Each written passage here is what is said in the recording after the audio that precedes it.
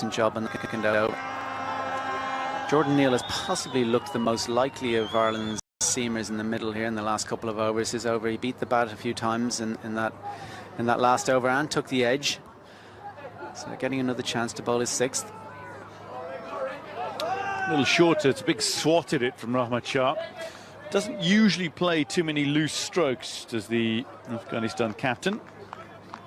That's what the extra pace does, though, and Jordan Neal certainly has that. I know Gary Wilson, Ireland's new head coach, is a big fan of him, and you can see why. Someone who can bat, bowl and field is always, you know, an attractive proposition to bring into your team. And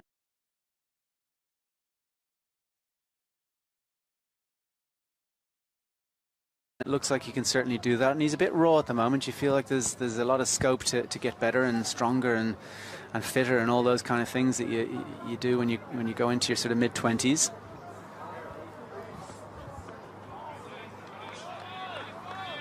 Strong action, strong bowler, one that Ireland will hope develops into a world-class all-rounder, and he's got the raw materials for that. We're way off that yet, I know that, but the signs are good. And there's genuine signs of serious squad depth in recent years for Ireland, and a chance to take the positives out of massive wins in recent times, including that T20 series win over India.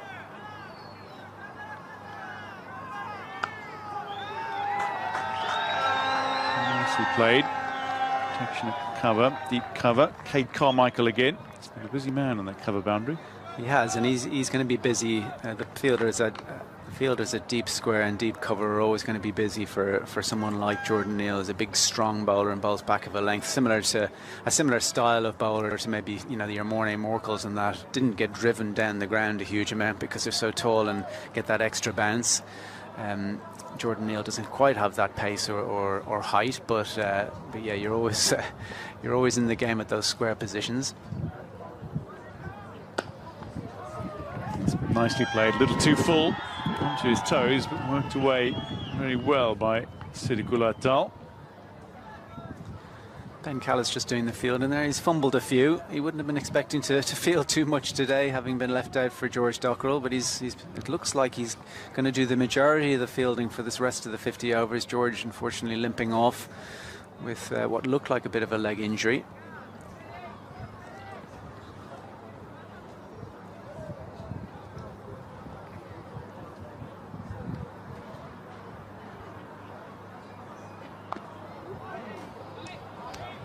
Mistimed on the side of the bat. Only two from the over so far. It's been a good couple of overs for Ireland. If this last ball goes well for Jordan Neal, they've got to think this is going to be we've got to make use of this little period of low economy rate for Afghanistan, because they did get away from Ireland in the last maybe 10-12 overs. Got a few too many runs, a few too many loose balls, so this has dragged it back nicely, this over and Harry's last over.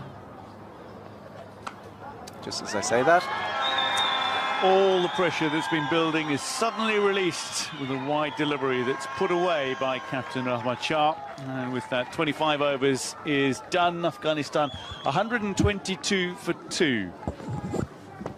As Jordan Neal, after conceding only 2 in his first 5 deliveries, bowls a wider channel that Rahmat Shah is quick to pounce on. Cut away for 4. 6 off the over as a result. And with that, Joyce makes way. Joyce, just when pressure was building, Harry Tector and Jordan Neal looked to string together a couple of really economical overs back to back. And a slightly looser ball, quickly pounced on by Rahmat Shah, who's showing some form in this game, if not in this series or indeed this year. Yeah, he's not I think the problem for Rahmat Shah is actually that the batters ahead of him have done so well, and when he's come into the games previously, it hasn't suited his game. We saw he likes to absorb early on, and he's really finding his feet now.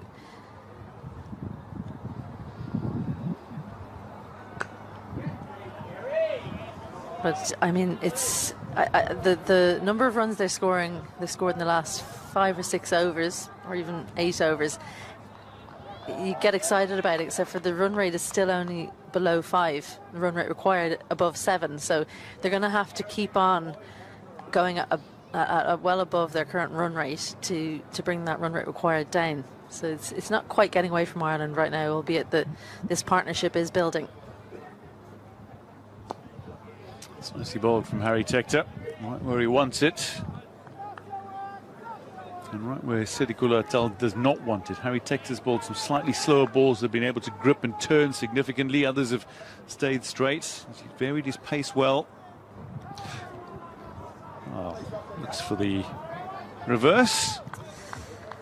Well, we actually had a really good angle from here to see if that's a good option or not. And I would not go to that again if I was Atal. It really turned. It was more the bounce. It was appreciable on that occasion, so it's a good option to try and put someone off their line, try and get a fielder moved, but probably too high risk with Paul Stirling waiting in the short third position.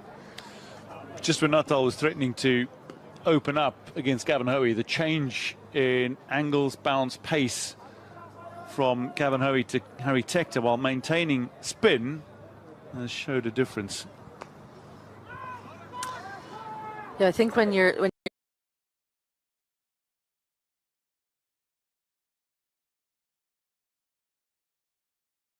look at who's more dangerous against spin, and that would be Atal for sure. So going to the off spinner and just trying to take away that attacking option from Atal and ask Harry to bowl to the right hander and keep him quiet is probably a better option for these two. Another good over from Harry Tector, but it's the poor fielding that lets him down. Was that did he lose his footing, Curtis Comfort?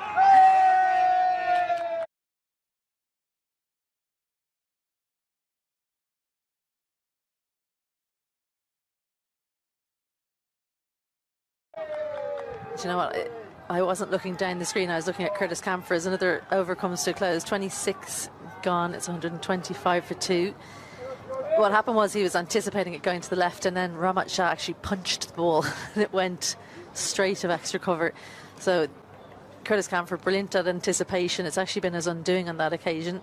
He was wrong-footed because of the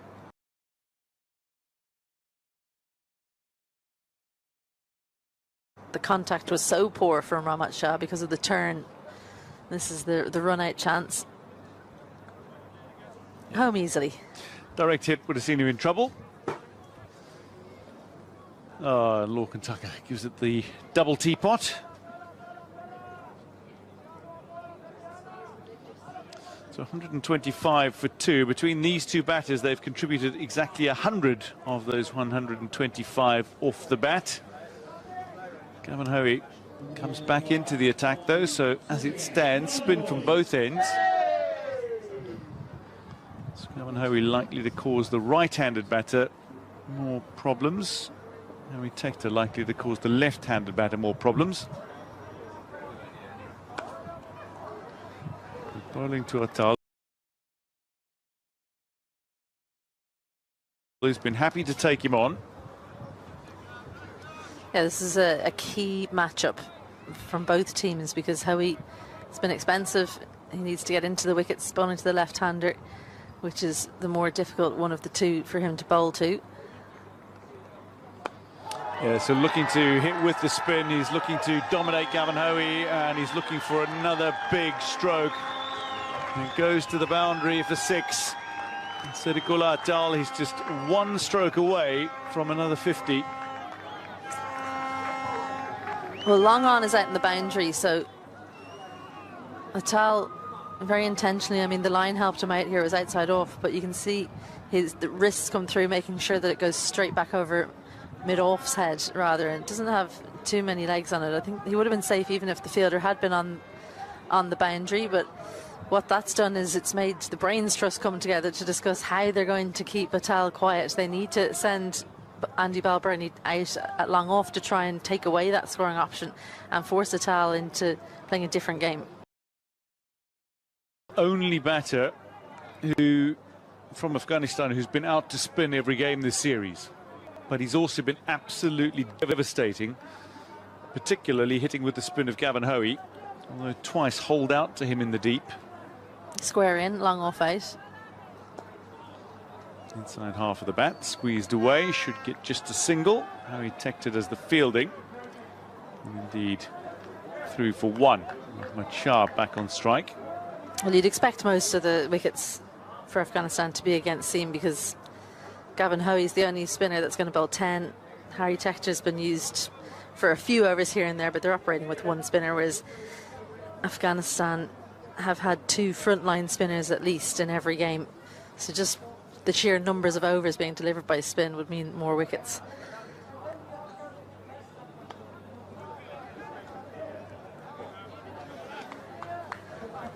Those 2 fielders being out straight seems to have changed the mindset of Gavin Hoey. He's much more comfortable getting the ball up to both the left and right hander.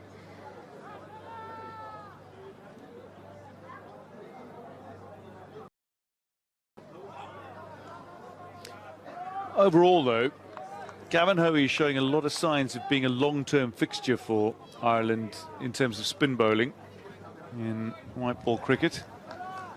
It'd be interesting to see if he retains his spot when Ireland travel away from home. Wasp now saying Afghanistan right back in. 43% is Wasp.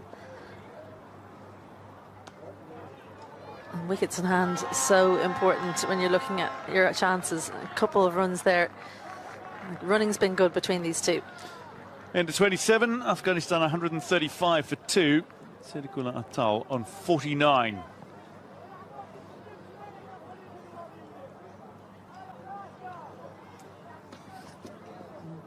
He's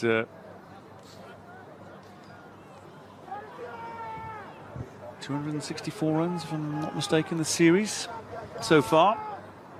I'm sure you're not mistaken. I'm sure you've done the maths perfectly, Dwayne. Just trying to add it in my head. 45, 27, 143, and now 49. So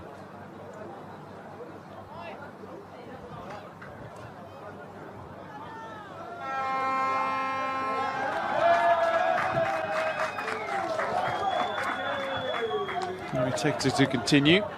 So maintaining spin at both ends.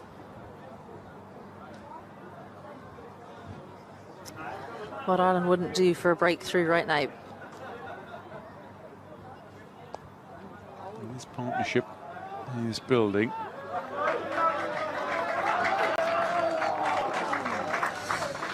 Machar scrambles back for 2. This partnership worth 115. Well, that was a tight 2. I think you can see that by the fact that the captain has run about as far past the stumps as you can probably get away with. They could have bowled another 2 balls in the time it's taken for Rahmat Shah to come back. He's taken a little bit of a rest. It's a decent piece of work from Liam McCarthy.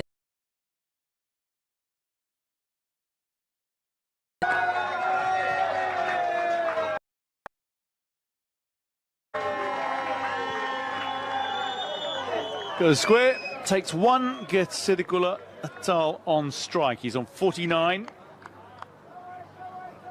He's had a great series so far. Sedikula Atal started with 45, looked really good. A little scratchy in his second innings, eventually out for 27. Then that magnificent 143 in the last game. And 1 away from 50 here. It was Harry Tector, of course, who got him out when he ever getting out in that first game for 45. He was on when the big arm ball came from the tall off spinner.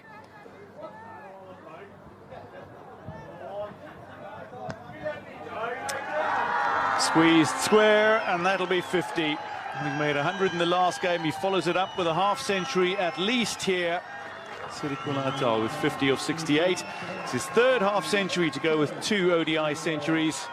And seemingly another great innings in the offing. Just his 25th birthday a couple of days ago, and just looks like he's got the personality, the way of going about things. Oh, that's going to be another boundary. It's 4 to Captain Rahmat Shah. Slightly streaky, but gave himself room and took the ball on, only one fielder operating backward of point, so you miss him, you get 4. After this, Harry Tector, hands to head, he couldn't quite believe it, as he was thinking an edge to the keeper, and then he couldn't believe it was going for 4.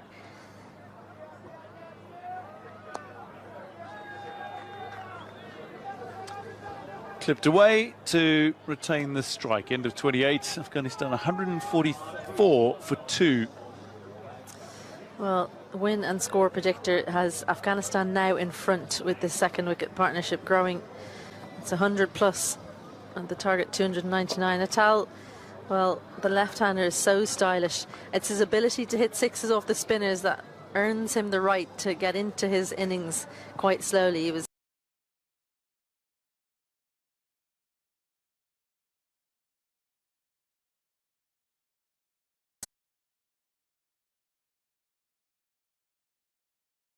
odd deliveries, I remember early on, but he's almost caught up, and he's someone to watch, not just in this series, but going forward for Afghanistan.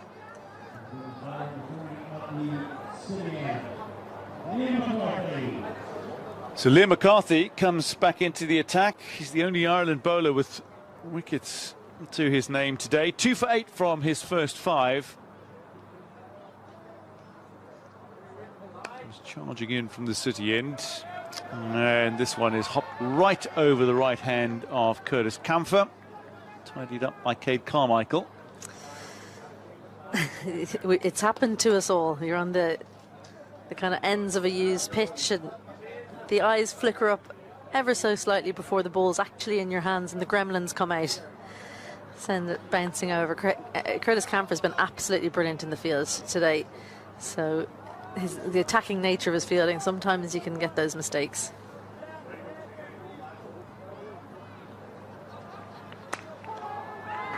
Let's cut away. Protection on the cover boundary. Jordan Neal.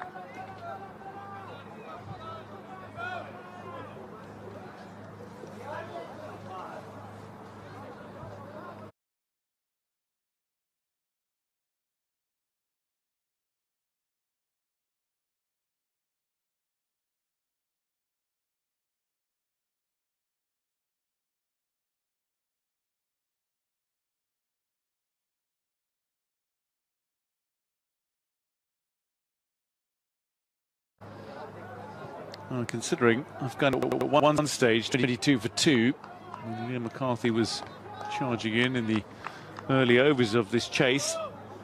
It looked as if Ireland were well and truly on top. The score predictor at that stage was 8%. It's why I don't like Wasp, because you shouldn't be able to change your mind so much. It's like based on one ball, the Wasp will change by 10%. It's just not really trustable until near the end of the game. Then you've a fair idea based on Wasp who's in front. If you didn't know cricket and you couldn't read a scoreboard, it might help you. But yeah, going from 7% at one stage to now 53% just shows how much the game can change.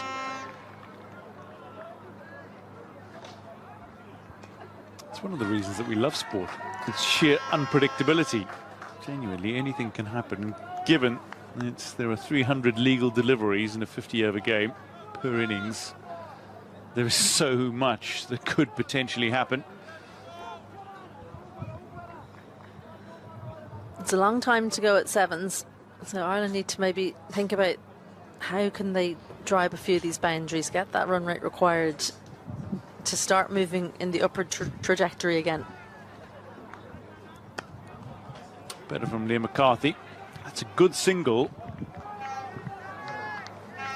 It just keeps the pressure on the fielding team here. It's 4 singles and a leg by in the first 5 deliveries. What that means is you have to be right on the money as a bowler, and you're still going to go to run a ball. Anything loose, and they've been getting either 2 or 4. So getting sevens quite easily, albeit they've only got 5 now, but absolute worst case scenario, 5 from the over against Liam McCarthy, who's 2 for 12 in his 6 so far, is good. Changes the angle again. Siddiqullah Atal leans on it. Just the single